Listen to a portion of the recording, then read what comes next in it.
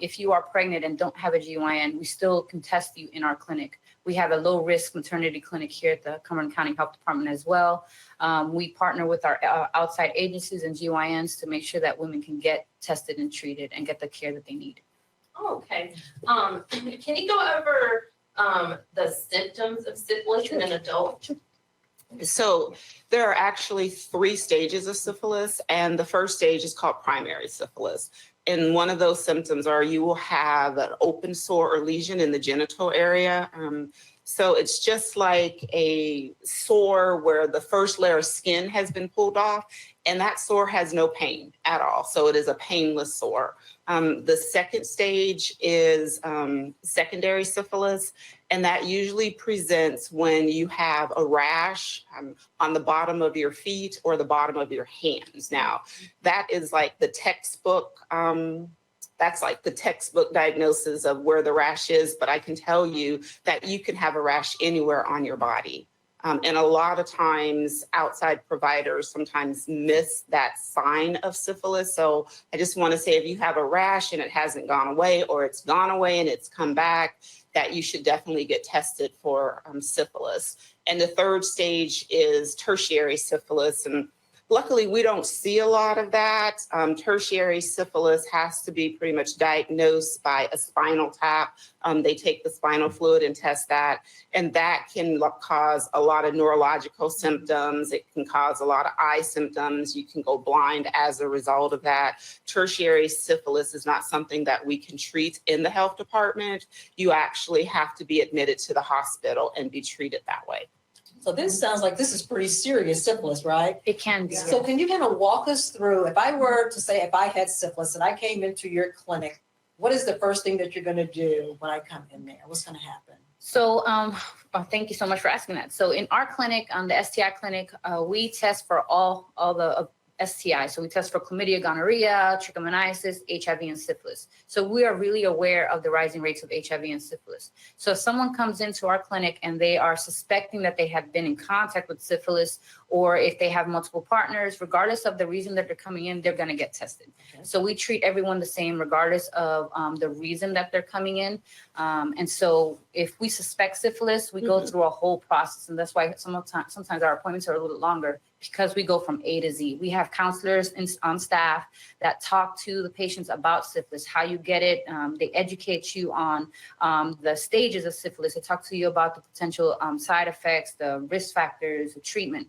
And so once that happens and we get them through in our clinic, we test them and the results are positive, we use that as a puzzle piece of the big picture. One of the things that we want to make sure that people understand is that syphilis is very complicated. Sometimes it's very straightforward. I have a sore, I got tested, treated, we're good. But sometimes it's very complicated, depending on the prior history, depending on a titer. So titer is what we draw to see where you're at on your stage of syphilis, right? And so we use that as a puzzle piece. Based on all of that information, based on the presenting symptoms, we treat accordingly. Right now, there is a big bicillin shortage all across the nation. And so we want to make sure that people know that we still have bicillin available, which is the treatment for syphilis. But we also have alternative treatments that we can provide, and that's that doxycycline, which is a pill. And depending on where you're at with the syphilis and the stage, depends on how much pills you may get.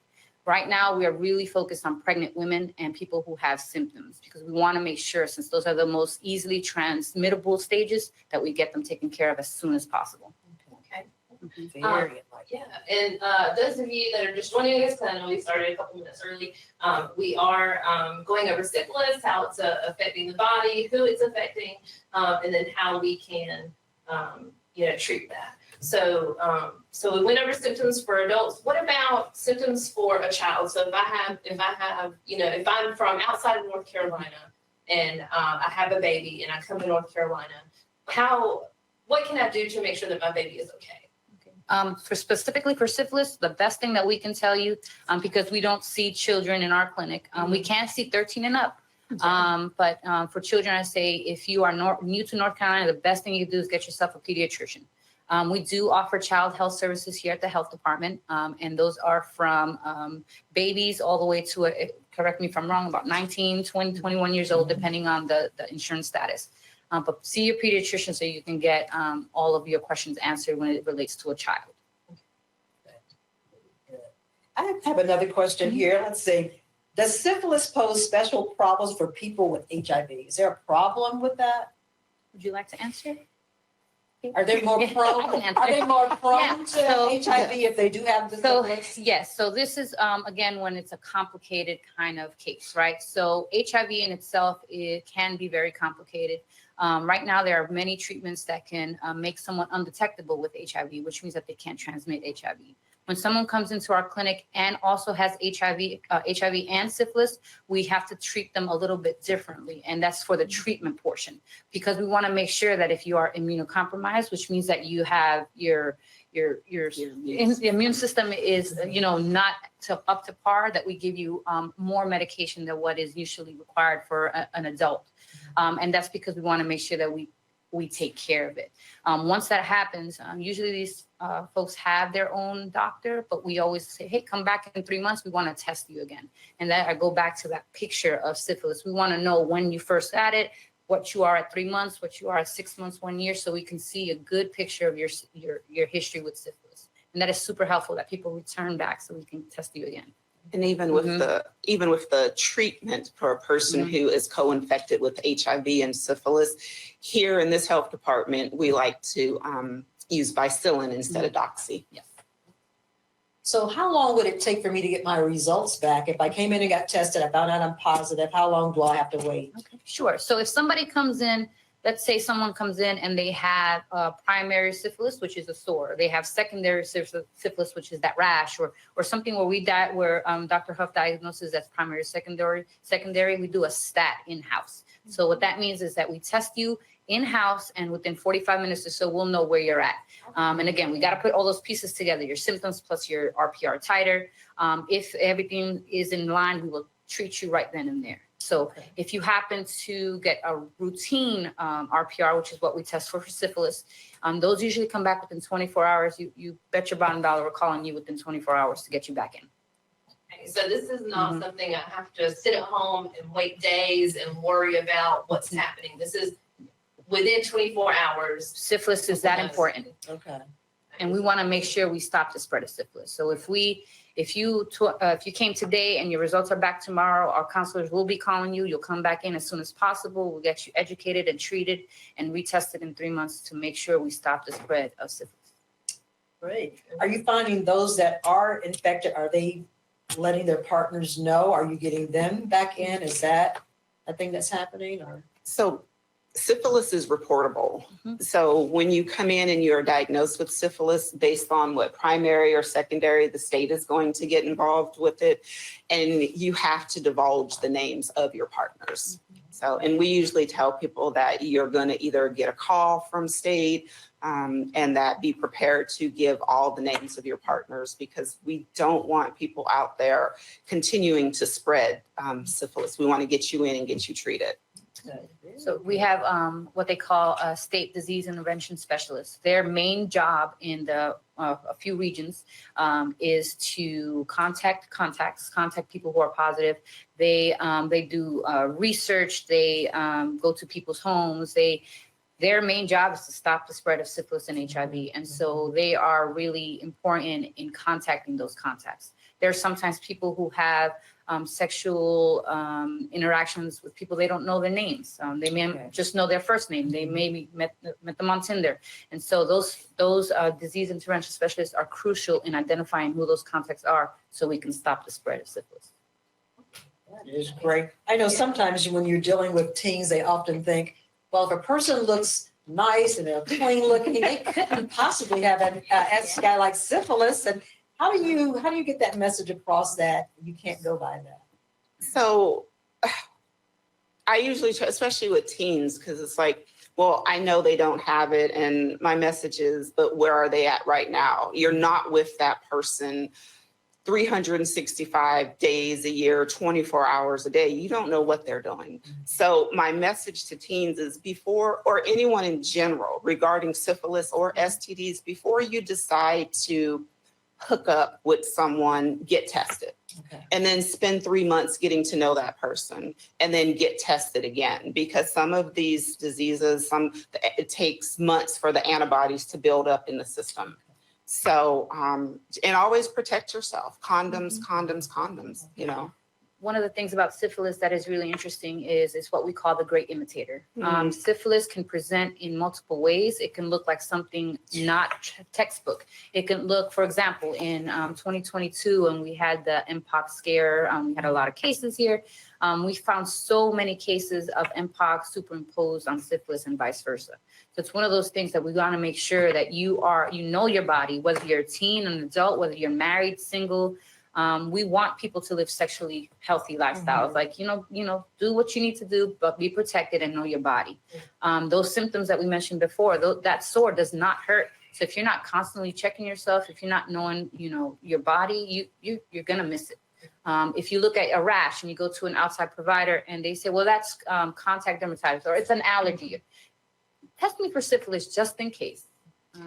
Here is free. So if you think that you may have been in contact with syphilis or you have a rash and you don't really know, come on down and we'll test you. So you're saying in a way, testing is part of your regular routine that you need to do throughout. So not one time tested and you're done, you're going to keep that going. So yes, especially if you what we consider a high risk factor, right? So if you are a man who sleeps with men, if you have multiple partners, if you are a service worker, if you are a drug user and use dirty syringes or exchange syringes, if you have HIV, if you just all those kind of things, you want to get tested at least once every 3 to 6 months.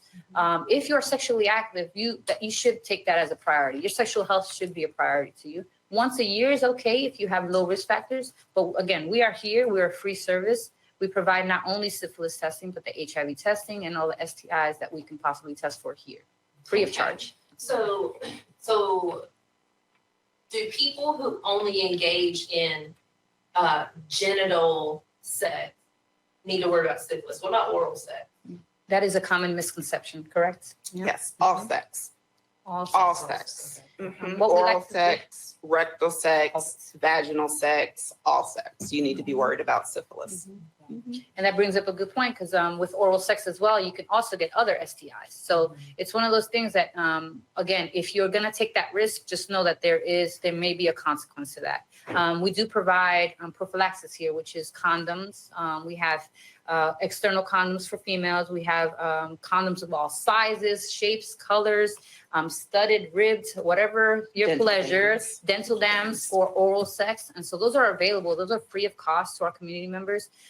So if you want to live your healthy sexual lifestyle, go for it. Come to us and we'll give you what you need to stay safe. Okay. And you had said that once you have syphilis, you take medication, you no longer have active syphilis, but you will test positive for the rest of your life. Yes. Correct. So, what, I mean, how do you calm someone's nerves about just freaking out about having this diagnosis? So it's not a death sentence, is what I say, because there is treatment for it.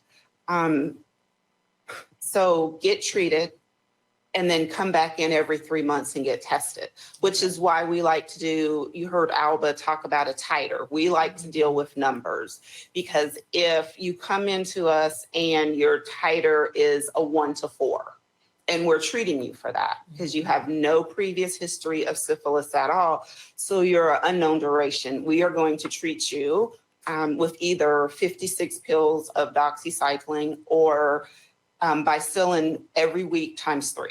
Okay.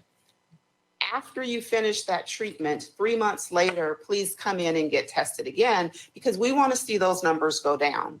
Regardless of what your number is, regardless of what your titer is before we treat you, if you come in 3 months and that has gone up 4-fold, so say you were a 1 to 4, and then you come in 3 months later and now you're a 1 to 16, that tells us that you have been reinfected with syphilis. And that's why those titers, those numbers are so important to us because it's a piece of the puzzle that helps us diagnose and treat adequately. Okay, so what if I I have syphilis, I go through treatment, my numbers look good, but I come back after 3 months and get tested and I've been reinfected, but I've only had one sexual partner. So I would say for a lot of people, it's scary to have that conversation with your partner, you know? So how you know, our agency, the public health department, help me as a patient have that conversation with my partner? So I think this is also where our counselors do a great job. They are well-versed in all STIs, and they will, even if you give them permission, you know, contact your partner with you and help facilitate that conversation. I think that regardless of when or who you decide to be sexually active with, the conversation needs to start at the beginning, which is why I say both of you need to go get tested. Present your test results to one another so you know what you're working with. That way it won't get to be, well, I know who gave it to me, when you really can't point a finger at somebody, especially if you were with someone prior to getting with that person. So put your big girl panties on, put your big boy panties on, and have the conversations. And if you need help facilitating those conversations, we'll be more than happy to help you. And remember, with syphilis, the symptoms will go away. So you may see a sore and not get it checked out. Maybe it went away. So they usually can present anywhere from 10 days after exposure. So it can last, the sore can last for a few weeks, but it will go away without treatment. And so if you're starting a new relationship and now you don't have that sore anymore, you're coming into this relationship with undiagnosed, untreated syphilis. And so it's really important that we know, that we understand that these symptoms, they don't hurt, they'll go away on their own. And you're thinking I'm okay. You know, I just had a little rash. I put some hydrocortisone cream on it. I'm good. So screening is by far one of the best measures you can take to diagnosing and getting treated for syphilis, as well as condoms and talking with your partners and just being open and honest. Like, it's out there. I said, we're fourth in the state. We only have about 339,000 people in this, in Cumberland County. That's behind Wake and Guilford and Mecklenburg, who have more than 1 million people. So it's prevalent, and the numbers might not seem so high, but if you think about it, you have 3 partners, or 3 partners have 3 partners. So that can spiral out of control really quickly. So get tested. And I think once people come in and have the conversation, because we've had a lot of people who, you know, we've had to tell they were positive for syphilis and they had that deer in the headlight look. But once you sit down and talk to them and educate them on it, they're leaving the clinic different than when they came in, because now they're more knowledgeable about it, you know. And so I think it's just conversations that need to be had, and open conversations and truth, you know, the truth about it. And so that's particularly correct what you're talking about, with just even the teens not having that correct information and thinking. I can remember teens, when teaching in a classroom, where teens would say, well, we didn't go all the way. And, you know, it was just skin to skin. So how did I get this? So you're thinking there's some missed pieces there, and you're not knowing all of that. And so some of the guys would say, well, I would know if I had something, if I had a discharge or whatever. So are you finding that the males respond a little bit different than the women when they do? They absolutely do. So it's funny that you mentioned that. So chlamydia, for example, can be transmitted through that pre-ejaculate. So that's something that we need to think about, right? Especially if we're thinking that we're not maybe using the pull-out method or something like that. So the things to think about. But teen males, actually, you know, and I don't want to stereotype or generalize, but we have a hard time getting the younger adult males to get tested. So when we go to FSU and we provide testing there, it's a lot of females who are, I want to know where I'm at and I want to know my status. So one of our tasks here is to figure out how can we best approach and get males to get tested. And this is not a generalization saying that you're the ones that are spreading it, but it's important that everyone get tested. And so having that conversation, especially in schools, maybe with our fraternities and our athletic teams and stuff, that's important conversations to have. Males usually, from what we see here at the health department, again, don't want to generalize, but males, what we see is if they don't have a symptom, they will not get tested. So unless they see a discharge, usually we don't see them. And we don't want to wait for that. Chlamydia, for example, 70% of people do not have symptoms. And so we don't want to keep sharing things that we shouldn't be sharing. Okay, so let's say, you know, I go to the doctor, I have a sinus infection, they give me a prescription. 3 days later, I found out I'm positive for syphilis, but I'm already taking an antibiotic. So I'll just finish the antibiotic and I should be good. No, ma'am. So No two antibiotics are the same, right? different Not a cure-all. antibiotics target and treat different bacteria. So the antibiotic I might prescribe you for a sinus infection might not even cover the fact that you have syphilis. And not only that, but you know, you go to the healthcare provider and you have a sinus infection, the majority of the time they're going to give you a Z-Pack. That is definitely not an antibiotic that is used to treat syphilis. And even if it was, the dosage and the amount of time that you would have to take it based on where you're staged for syphilis would be completely different. Now, what that antibiotic can do, even if it's the same antibiotic, when you come in and we test you, it can lend your numbers to be lower because it's already started working on that bacteria, but it's not going to be enough. So we are going to retest, redraw your blood, and treat you based on how you present to us, regardless of what antibiotics you were on. And Terry mentions a good point. There are certain diseases, autoimmune diseases and other diseases that can cause your numbers to look a little wonky. And so when we talk about, like, for example, a pregnant woman can have skewed numbers because they're pregnant. Someone with lupus or something like that can cause your numbers to look differently. And so we take great pride in that we do syphilis all day, every day, because we know what to look for. We know when to test. We know what is a false positive, false negative, or things like that. And so we want to encourage outside providers and our stakeholders and anyone out there who does testing that we take all of those factors into account when we're diagnosing somebody with syphilis. Those things, you know, they matter and they play into that picture of syphilis. And so that's something that we really need to take into account. Can you talk a little bit about if I were to come in and needed medication, how does that whole process work? Can I get it here? Do I have to go? Yeah, so we are, again, like I said, so we do have Bicillin here. We also have doxycycline, the medication for syphilis. You will get medication here if needed for free here in-house. So the Bicillin shot is something that we give, our nurses give in-house. If you need the doxycycline, which is the pills, we have it also in-house, but it's in the pharmacy that we have here. Again, all of it free of charge. If someone's coming from an outside provider, they went to see their primary care and they unfortunately don't have the Bicillin, they come here sometimes with a prescription. We do the whole thing all over again because we want to make sure from A to Z, we want to make sure that we do our testing, our history, get all that information, and we provide the medication here again free of charge. Great. Amazing. You know, as a member of the community, even though we all work here, we're still members of Cumberland County. I appreciate that our clinic takes the time to go over everything with that patient. Instead of just relying on, oh, this is what your doctor brought over, we're just going to go with that. So I appreciate that.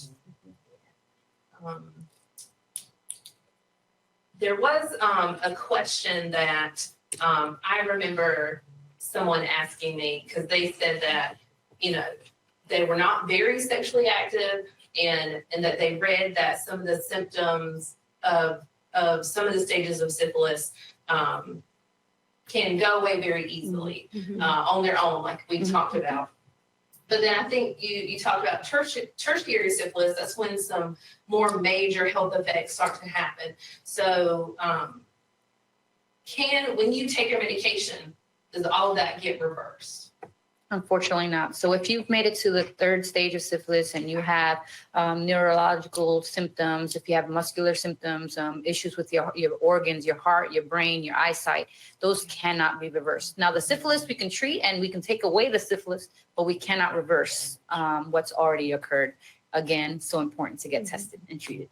Yeah, so unfortunately, if someone, a young person under 30 has tertiary syphilis, and they develop some kind of heart problem, that is with them for the rest of their life. Yes, it's something that we cannot reverse. So this, I'm really hoping that everyone at least is taking away that syphilis is very significant. It's a very significant disease, infection. Because I really feel like, for me growing up, no one talked about syphilis. And I do feel like that's probably one reason we are seeing such high numbers of syphilis, because it's not always been on someone on the general public's radar. So, And that can be true of, and it's probably most likely true of all STIs. I think sometimes we get into that complacency, or that, there's medication out there, I'll be fine. But there are things that, for example, gonorrhea has gotten to the point where we've switched medications now. We have to use stronger dose of medication. There's also such a thing as super gonorrhea. So these are antibiotic resistance bacteria that can't be treated easily with what's normally treatable, right?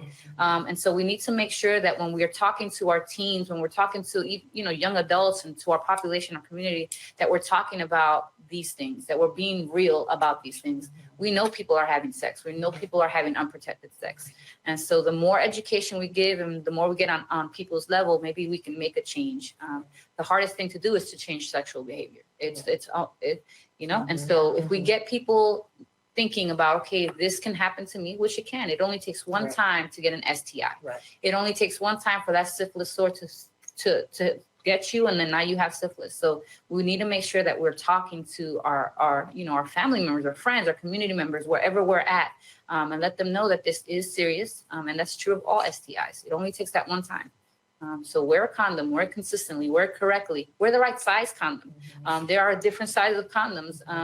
Not everybody needs an extra large condom, and that's okay. What we don't want is for people to not take responsibility for their sexual health. And that's for men and women. It is my responsibility to make sure that my partner has protection. It's their responsibility to make sure I have protection. We want to make sure that when we're doing this, we're also preventing teen pregnancies as well and unwanted pregnancies. And so condoms go a long way, and they are beneficial when used right. And They're free. And they're free. They're free. Here they are free. yeah, so Free. when a patient comes in and they come to get tested, they ask for condoms. They can also get internal or female condoms as well? So I usually I say for a $5 surcharge for my stuff. I'm kidding. No, it's all free. So if Joe comes off the street and he says, I just like a couple condoms, here you go. Any size, any particular flavor, any particular color. Like I said before, we have rib condoms. We have condoms with studs on them. We have condoms that glow in the dark. Let's make it fun, right? But let's be safe. So we do have those available. We have flavored condoms and flavored lubricants too. Yes. Our dental dams are flavored as well, and so that's for oral sex. So anyone who's wishing to get condoms can come in. Organizations, we get a lot of churches that come and ask. We got you. We will give you what you need, because we want to make sure that we do anything in our power to prevent STIs. And then anyone can ask, like if they say they're not exactly sure how an internal condom works, those are demonstrations that we give. We have a little model that we can help teach people. And even if they need, sometimes, maybe that's a part of the stigma of STIs, right? Nobody ever really taught me how to put on a condom. I don't really know how to use it, so I don't like it, right? Or maybe it's too tight and maybe it's not the right size, and so they don't use it. So we are here, and Health Ed is here to provide the education and anything you need. This is a non-judgment zone. We don't, what you need, we got you. I mean, we take a lot of time, even when we are seeing patients in the rooms. A lot of education goes into that, because you will have people talk about how the condom broke. That's a prime opportune time to say, how are you putting the condom on? Are you putting it on right? So we do a lot of education from start to finish. As far as, will they need an appointment? Someone need to be tested? Will they need an appointment to come up to see? Okay, so yes, so that's a good question. So we do appointment system here right now because we are short on providers, and we want to make sure that we provide quality care to people. But we do appointments. We usually I'm adding appointments all day, every day. So even if there's not an available appointment, if a person is having symptoms, we try to get them in within 24 hours. Okay. If somebody comes in with a contact card or say that they are a contact to a known case or a known STI, we'll get them in as soon as we can. What we don't want to do is be a barrier to care. Yes, we have an appointment system. So sometimes that could be irksome, but we try our very best to get you here within 24 hours. We want to get you seen. We want to get you treated. And syphilis, you do. Syphilis, that's Sometimes. a hard stop. That's come on now. Okay, Mhm. you want to see them. right away. Yes. Gotcha. We do have a question in the chat that says that they understand that there is a lot of stigma around HIV and syphilis, really all STIs. And they ask, can you talk about strategies you have in place to reduce stigma in the health department? And how will the nurses and providers make me feel safe? Sure. So you want to, okay, so stigma, HIV. I can just keep talking all day. Stigma with all STIs, and that is a common theme, right? That might never go away. That goes back to how you were talking. We need to have that conversation. So who takes responsibility for that? So we can talk to you or the community about STIs till we turn blue in the face. We do have to put a little responsibility back on parents. Sometimes it's hard to have those conversations with your growing teen, but I believe you have to address that. I know here in North Carolina, we have some rules and regulations on what we teach children in schools. Perhaps there are places that you can go to, like after school. I think we have the teen clinic here, and then we have Miss Ann who works with the pregnant teens. So we have resources, but the biggest thing to try to decrease stigma is having that open conversation, non-judgmental. You do you. You want to, we don't judge on gender, on if you're sexually attracted to men, females, or we don't. Whatever it is that you need, we will talk to you about. And I think that's one of the things I'm really proud about all of our staff members, because we do take the time to talk on your level on what it is that you need. But we all have to be part of this conversation, and that's everyone: teachers, parents, friends. We have a lot of information all over the internet, and so. Also make sure that you're, researching valid things. There's things on the internet that just will blow your mind. Let's go to websites that are like the CDC, Centers for Disease Control and Prevention. Let's go to our website. Pick up the phone. You can call me. You can ask me 1,000,001 questions, and I will answer those questions for you. And so we have to have those open conversations. Some strategies that we can use to decrease the stigma is just, the first thing, just be honest. Being honest. Like, I'm here for you. What are your questions? What are you worried about? What are you scared about? Sometimes, outside of the health department, people share their personal stories, and that's how you can get really connected with people. We want to make sure that people know that we all take a risk when we're having sex. So that's the consequence, right? And so let's get real about it. Let's say, okay, this is what can happen. This is, if you come to this clinic, nobody's going to judge you. We see the numbers out of control. I think in last 3 months, we saw, in December, we saw up to 1,200 patients. So we see patients. Just come on down. And Come on down. even with that, trying to make you feel more comfortable, we're going to give you your options. Yeah. There's HIV PrEP that's out there that can decrease your chance of getting HIV by 99%. So we will talk to you about that as well.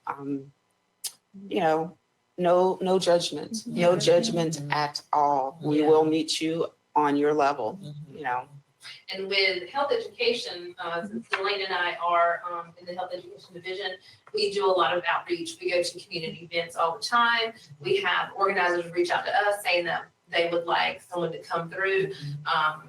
Next month, we're both going to a high school to talk about some sexual education things. So just being open, honest, like having people understand that we're all people.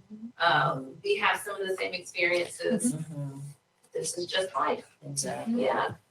And just the importance with teens, they feel sometimes that they're so vulnerable. It's not going to happen to me, not me. And then you turn around, it's like, well, how did I get this? You didn't get the education. Your friend may have told you, all you got to do is this or that, and that didn't turn out so well. So I think that education piece is really important to get that where they understand it, like you said, on their level, what makes sense to them. Because this is the only bottle you get. You can't, you've ruined this one, you don't get another one, so you want to make sure that you're doing those things that will, put you closer to what your goals are, what you want to see happen with you and not misinformation. So I think once you come into our clinic, you will understand that, and you will see that we're not going to try to tell you stop having sex, but we want you to protect yourself. Yes. And we are going to preach protection, protection, protection, and we also have a lot of fun in our clinics. And I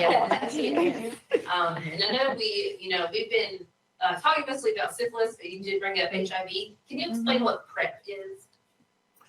So PrEP is a form of medication that a person who is at high risk, like a lot of our MSM, men who have sex with men, get on PrEP. And I believe you take it once a day and it decreases your chance of becoming infected with HIV by 99%. So it will also decrease your levels for people who are positive. They take another form of medication and that will decrease their levels of, what do we call it? Their detectable status? They're detectable, their viral load to where it's almost undetectable.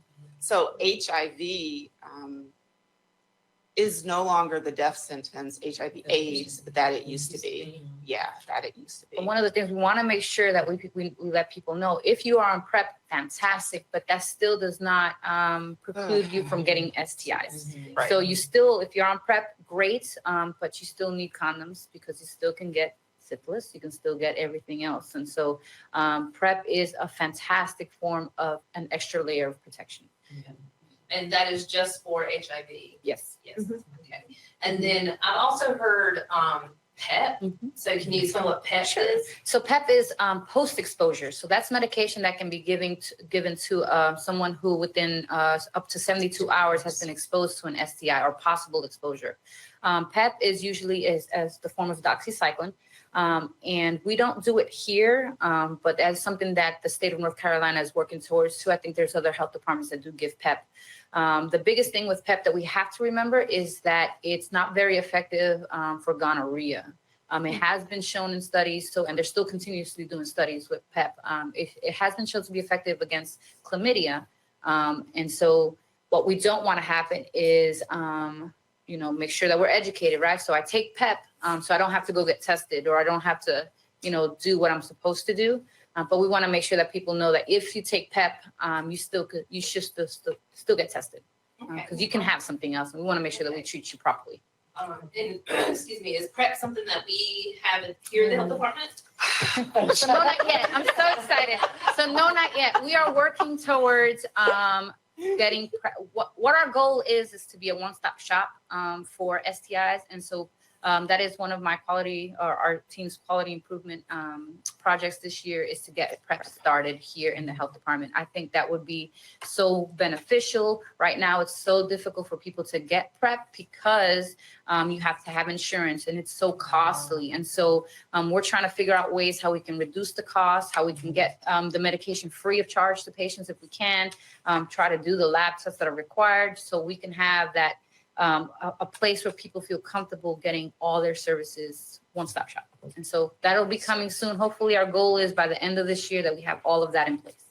That's amazing. Wow, I really hope that everyone is understanding how wonderful the health department is.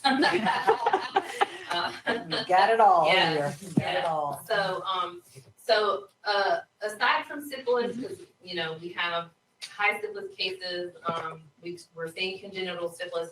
What are some other STIs that we are seeing pretty high in our area? So STIs in general I think they call it the silent epidemic because over the years there have been increasing in number. Like they're just the numbers are out of control. So right now, chlamydia is pretty high. I think last year we had over 3,000 cases, and that's just a rough estimate. And while that doesn't seem like a big number, if you think about it in terms of, okay, we only have so many people. We have Fort Liberty right at our back door. We have people who travel to and from. We see people from different counties. 3,000 in the grand scheme of things it's a lot. Those are 3,000 people who didn't wear protection. And these are, people sometimes who get chlamydia over and over. Gonorrhea, I think we were over 1,300 cases. Syphilis, again, that we were fourth in the state. HIV, fourth in the state last year. Trichomoniasis is one of the most common STIs that is never spoken about. It's not reportable. However, we test for it and we treat for it. If I can probably give a number on trichomoniasis, it'd be through the roof, just because we don't keep track of the numbers. With that and HPV, the disease that causes genital warts, out of control. The numbers are astronomical. If I can put a number to it, I probably wouldn't even know where to start.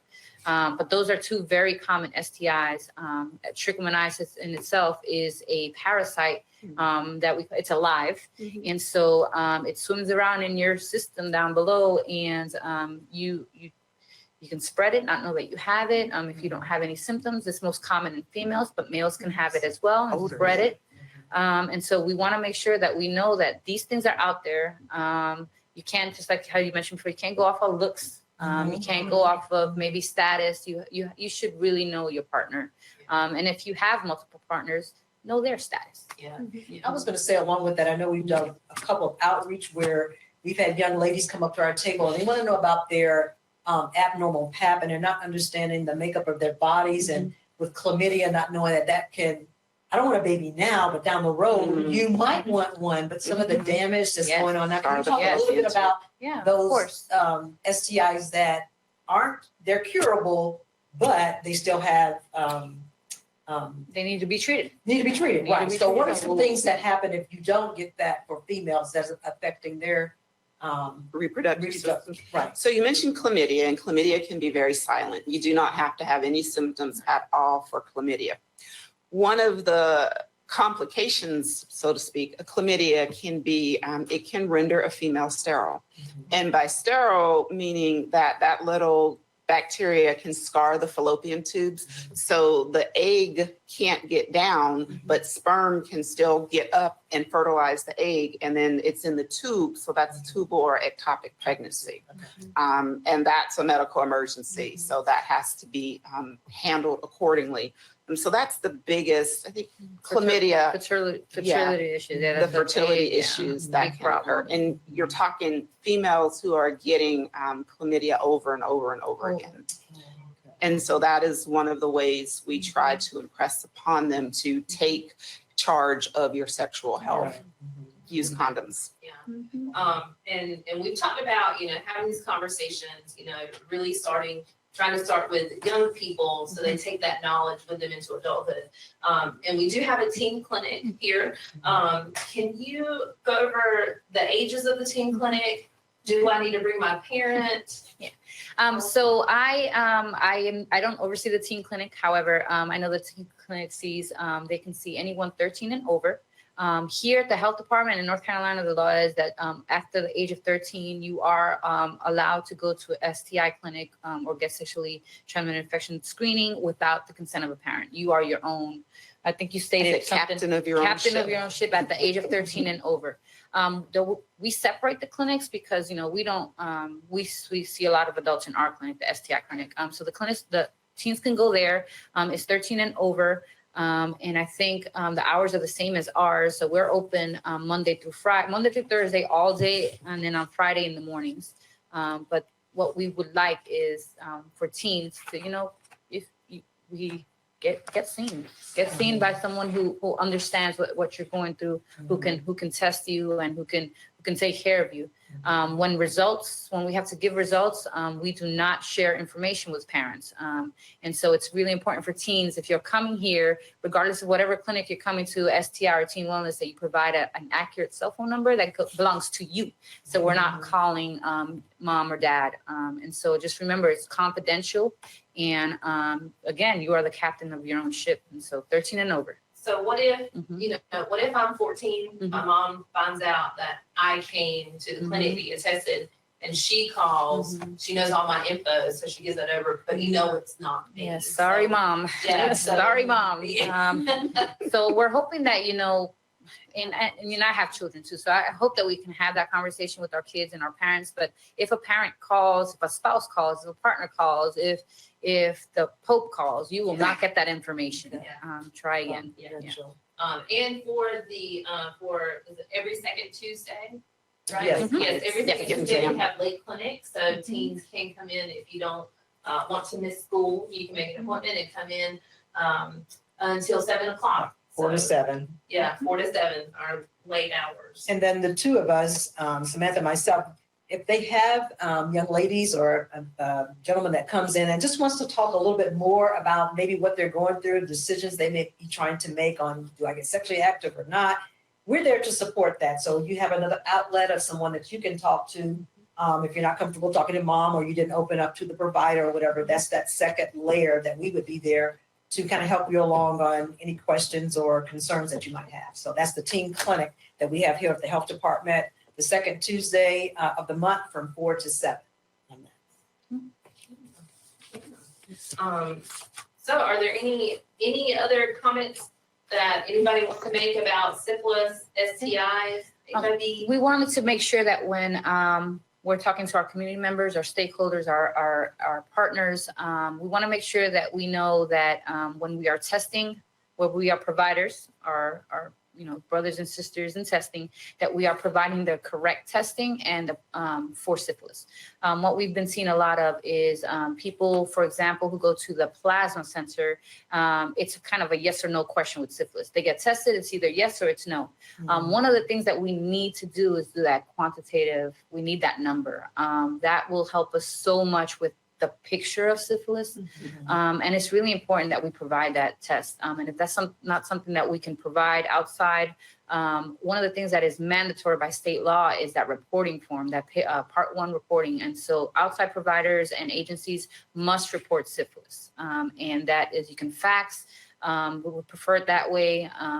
Most of that stuff goes through our surveillance system, but you are supposed to report. And so we do need to see that Part 1 form. That also helps us get better information on the patient, right? Instead of somebody showing up on our door and we don't know what's going on. Anything else that you wanted to add for providers? Also, that doxycycline treats syphilis. Yes. And we are in the shortage, the bicillin shortage. And Alba had mentioned earlier that we do reserve our bicillin for primarily pregnant women and possibly people who are co-infected with HIV. So if you're sending them to the health department and you've given them a script for doxy, you can actually treat them yourselves without sending them to the health department. We'd love to have them, but so that there's just not that middle step that they have to go through. If you need to know what the treatment recommendations are for doxy and syphilis, just give us a call and we'll be more than happy to share that information with you. And also to just any rashes, like Alba said, even if it's a contact dermatitis, draw a quantitative RPR. And then on behalf of the Health Education Division, Delaney and I, as communicable disease and reproductive sexual health, we would be very glad to come out and do some education, provide any information that's needed. All you have to do is just reach out, and then we'll make sure we can fit you in our schedule. Right. Yeah, because the more education, the better. And I'd just like to give a shout out for Making Proud Choices is an evidence-based, safer sex approach for teen pregnancy, HIV curriculum that we do use. So we hope to get more into school and after-school programs or whatever to get that information out. So teens will have that, that information to make some confident choices in their sexual health. And we understand everything we've talked about today has been pretty heavy. I mean, although it is very, very significant information, it is very heavy. So before we close out, let's do a little lightness. So today it's supposed to be 75 degrees outside. So I feel like winter is almost ending. So what are you guys most looking forward to about winter being over? That's Getting a my good yard question. done. Right. Getting my flower bed done. That sounds right. I did hear on the radio and that there is a solar eclipse happening It in is. April. So on April 8th at April 8th. 1:47 p.m., we will have a partial solar eclipse here in North Carolina. So if you want to watch, if you can watch it, wear your special glasses. See, it's full in Ohio. Yeah, and in Oh. Texas, it's a complete, yeah. Complete one in Ohio. So that's pretty neat. March 10th, time changes, so it will be. March 10th is also HIV and girls and women, exactly. right? Gotcha. Yeah, lots of good things coming up. Oh, we jump ahead this. Yeah. And I think I was looking forward to just being out in the sun and not taking as much vitamin D as I do during the winter. Let me in the sun, get some UV rays. So, but thank you so much for joining us, and thank you to Alba and Elaine, and Terry and myself, for just, going over all this really important info. So just some things to remember is that you can see all of the reruns for this on our YouTube and on CCNTV. And then some things that we have coming out. So STI does some outreach. Yeah. So they do an outreach every month on the last Wednesday of the month at Operation Inasmuch. The third Wednesday of the month, they do outreach at Carolina Treatment Center. And then every month you can catch them at Bevel State University. And then your next outreach is on the 21st. 21st. Yes, 21st at Kingdom Impact. So if you need any kind of services, you can catch us there. If you don't want to come over here, even though you should. And then for health education, so we do also have some things coming up. So Delane, if you'd like to talk about your event. Yes, we are on March the 10th is the National HIV Women's and Girls Awareness Day here, as you see. And we're taking collection for feminine products for those young ladies, and we're going to distribute those out. So we have our boxes all set up in the health department. So if you want to make a donation, there's a box upstairs and there's one downstairs right by the elevator. And on March the 4th, that will be our closeout day of that. So feel free to donate for a great cause, and that's for that Prevention Day, National Women and Girls HIV Day on March the 10th. And then we also have a children's book fair coming up on March the 9th from 12:30 to about 2:30. It will be on the 3rd floor. And so all children K through 12 can come get a couple of free books. There will be story time. The first 50 participants will receive a free book tote. So please come by. We also have coming up will be 2 events in May, Empower Her and Empower Him, Navigating Adolescence with Confidence. So those are coming up in May, so be on the lookout for that. And then I also wanted to let everyone know about our Teen Wellness Task Force that is open up to all community members if you would like to come be a part of the task force, just to help us with outreach for teens, helping to improve their health. Just please contact us and let us know. And thank you so much for joining us again. Our next Hello Health will be on March 27th, where we talk about nutrition and maternal health.